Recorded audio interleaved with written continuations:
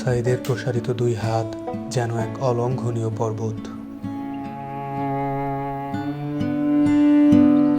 কোনো বর্গীর সাধ্য নেই যেটা অতিক্রম করে বাংলাদেশের মানুষকে স্পর্শ করতে পারে।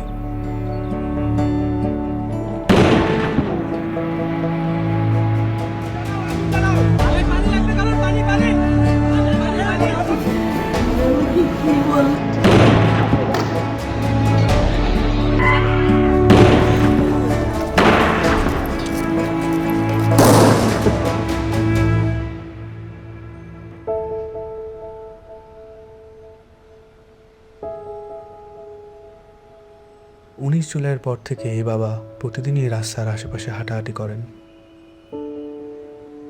কখনো আবার নির্বাক দাঁড়িয়ে থাকেন। উনি সামনের দিকে তাকিয়ে থাকেন, কিন্তু আসলে কোনো দিকেই তাকান না।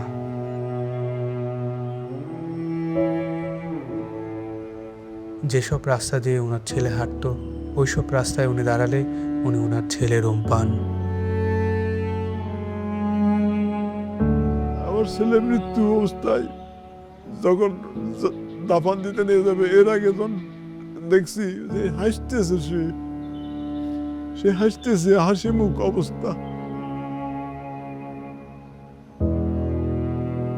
ইভেন্টের কাজ করতো, শুধু বাপের কিভাবে একটু সাহায্য করে। কোনো আজে বাজে আড্ডাতে ছিল না। ওই সারাদিন শুধু কলেজ থেকে আসা ও একটুখানি বিকেলবেলা একটু বন্ধু বান্ধব নিয়ে ক্রিকেট খেলতো, ক্রিকেটের পাগল।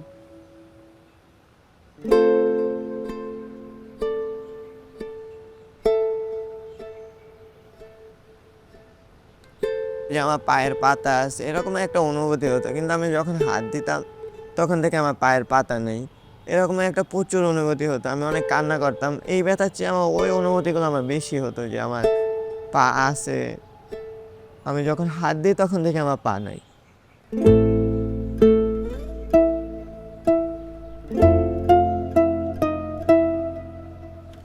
এই হসপিটালে আমি অল্প কিছুদিন হলো আসলাম। পা দিয়ে নতুনভাবে হাঁটা শিখতে আছি, মানে ছোটকালে যেভাবে হাঁটা শিখেছে মা, ওই রকমের এখানেও হাঁটা শিখাচ্ছে আর কি।